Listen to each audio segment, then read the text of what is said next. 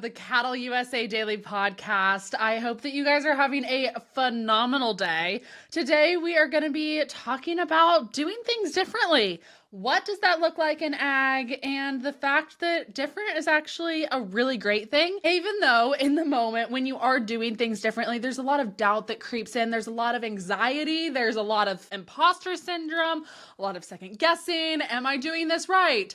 Everyone else is doing it this way, but I'm doing it this way. Is this wrong? All of those things that come along with doing it differently. And the fact is, in the cattle industry and in ag as a whole, there are a lot of unspoken pressures to do things a certain way. And although that is great and that works for a lot of people, I'm here to tell you that doing things differently is not a bad thing. And there can actually be so much power and strength in doing things differently. The fact is, the cattle industry and innovation in the future of this industry is going to be built by people who are scrappy, creative, and willing to do things differently in the first place. Because guess what? We're not growing unless we're challenging the norm, unless we're out here saying, okay, but can we be better? Can we try a different way and do things differently than the way that we have done it in the past? Because that's what's going to bring in innovation. That's what's going to bring in more sustainability. And that's what's going to inevitably continue to evolve and grow the industry that we live in. So what does doing things differently look like? It could be anything from leasing pasture to custom grazing, or maybe you manage other people's cattle. Maybe you run yearlings instead of having a traditional cow-calf herd. Maybe you are working a full-time job and building a cattle business on the side. Or maybe you are a first generation that is buying it instead of born into it. Every single one of these is different than the norm for a lot of people, because there is that unspoken blanket term of this is what the cattle industry looks like. This is what running cattle should look like. You should have a cow-calf herd. You should run yearlings. You should do custom grazing. You should do this. You should do that. Who gives a shit? Do whatever the hell you want. Do whatever makes you happy, whatever brings money in for your family, whatever. And you know what? If working a full-time job while building your cattle business on the side is what works for you and your family and brings in this amazing thing called insurance and benefits, then go for it. That's great. I love that for you. If you choose to be the person that leases instead of owns, amazing. That is totally fine. The thing is, there are thousands upon thousands of decisions that we have to make as cattlemen. Each and every day, we probably make at least 10. Whether it's something small or something big, we're making decisions each and every day, and there are thousands that you have to make in order to run your operation and in the way that you run your operation. So it's okay to look at your operation and be like, 80% of the decisions that I'm making are going against the grain. That's fine. That's actually a good thing. We need people pushing the grain, going against it, doing things differently. We also need people that are doing things the way that they've been doing it for years. There's nothing wrong with either. I do say on here a lot that my least favorite terms are, this is the way that we've always done it. And that is still true.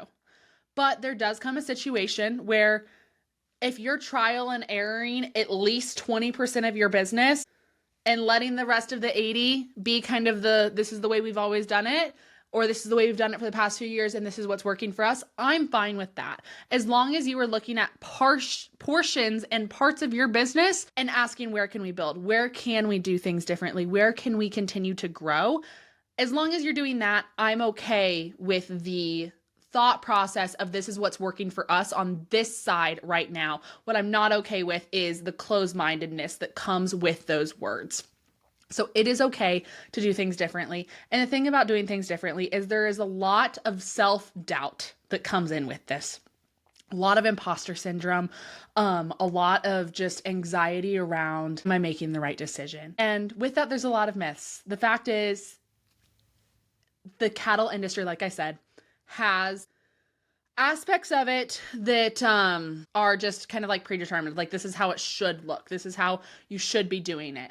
And if you're not following that, then a lot of imposter syndrome can come in and you will question yourself time and time again. So some of the myths that I have heard people say, that you're not a real rancher unless you own your land. The reality of it is land ownership is extremely expensive And it is a privilege that not every single person has. It is not a prerequisite to be into this industry. There are a lot of people out there that lease land and do amazing jobs at running a successful cattle operation with that. So no, you do not have to own. And especially if you're a first generation rancher listening to this, you're gonna have to do things differently. Trust me, I've looked at land prices recently. They're not pretty. They are extremely expensive. And so if for you right now, leasing is a better business decision than purchasing, that is totally fine. Trust me, I know how expensive it is here, at least in Kansas and specifically in the Flint Hills, because my husband and I are constantly looking at land in the area, trying to buy. We want to build our house, our next home in the next few years. And it's a lot. It's not a cheap market out there, and it's definitely not going down, and it's continuing to grow. So no, you don't need to own land to be a real rancher and a quote unquote real rancher. You can lease, and it is not a prerequisite. Another thing that I've run into is if you didn't grow up in it, you're not going to make it. That is complete horse hockey. We have a massive influx of first generation producers coming into this industry, and some of them are the most determined and business savvy people that I know in ag. And it is so exciting for me to look at the industry and see all of the fresh blood coming in and fresh ideas and new innovations that are coming along with this, and with a new wave of interest and drive for the cattle industry. Another one that just generally, with things looking differently, if it's different, it must not be that serious. Or if you do things this way, then you're not an actual cattleman. Or if you do things this way, then you're not actually taking your job seriously. The reality of it is leasing, partnerships, and side hustles, all of those things are strategic tools, especially in today's economy. So no matter what you are doing, if it is working for your operation, continue to do that. Continue to build that. Continue to push the status quo and try some things differently this year. Because even though it's uncomfortable, even though there's a lot of imposter syndrome that comes in with it, doing things differently is so powerful. And it is so awesome to see all of the great things that have come out of people pushing that boundary and doing things that not everyone else is doing, and doing it really freaking scared and really nervous at times, but knowing in the end that no matter what, even if you fail, you've now learned a great lesson. That is why I always recommend to people that if you are going to be doing things differently, if you are going to be pushing things in certain areas of your business, do it with that 20%.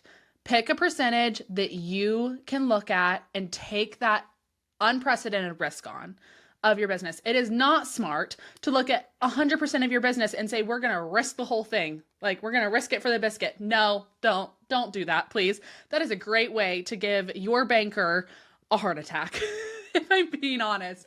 So look at 20% of your business. What 20% can you look at right now and say, you know what, we can do things differently here. We can start to push in this area. We can try new things. We can bring in new protocols, all of these things, and do it with partners. Do it with your team of people behind you. Do it with your local extension offices, your USDAs, your FSAs.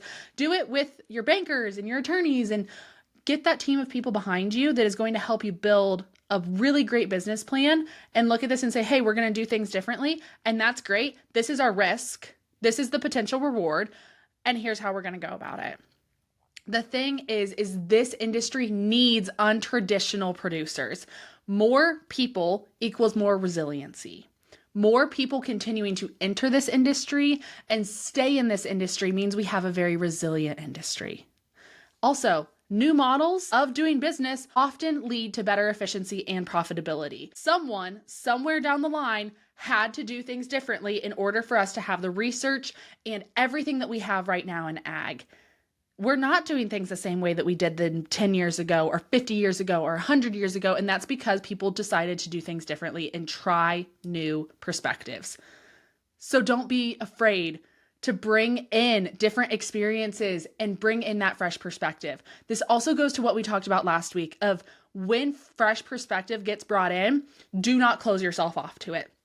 Whether that is you go to a local extension meeting and they talk about a new protocol or a new research study, or if it's you have that next generation coming back from college and they learned about this new research study or they did these new things in school and they're bringing back a new perspective on things and have ideas, don't close yourself off to those. Don't just shut down your barriers and not let anyone say anything and be like, no, this is my operation. I'm doing it this way. This is how we're doing it. This is the decisions that are being made. Allow yourself to be open to fresh perspective because different experiences bring that fresh perspective. And so continue to allow yourself to just be open to ideas and thoughts and research. And you know what? Not everything is going to work for every operation, especially like things that work in Southwest Kansas are not the same things that work in Northeast Kansas. We have very, very, very, very different environments that we are raising these cattle in from one corner of the state to the other. And so it is extremely important that you take things and put your producer glasses on for your operation and for your local area, climate, everything like that, and apply it through those glasses. The thing is, guys, we have got to allow ourselves to continue to grow. You need to own your story, own the way that you are doing things, and remember that at the end of the day, you don't have to prove yourself to anyone. No one else has to get it other than you. As long as you can sit there and defend yourself and say, this is why I'm doing what I'm doing, even if you're doing it a little unsure, that's all that matters. Own your story. Measure your successes and continue to push the norm. Also, with this, it really, really helps if you surround yourself with producers who continue to build you up and continue to push you to be a better producer yourself. I'm a big believer. I don't remember the first place that I heard this, but you're the average of the 5 people you spend the most time with. So, are you surrounding yourself with other producers and other people within the cattle industry that are continuing to push you and challenge that status quo? Or are you surrounding yourself with people that are breaking you down or just not pushing to be better businessmen and better business people and more sustainable for the industry and the environment and everything like that? And are you having really productive conversations, or are you just chatting about the town gossip? Really question that today. Surround yourself with those producers that are going to continue to build you. And more than anything, guys, share your journey. You are paving the way for someone else who is watching. We would not be where we are in ag today unless we did things differently. You are not less than by doing things differently. You're just doing it differently. And there is a lot of power in that.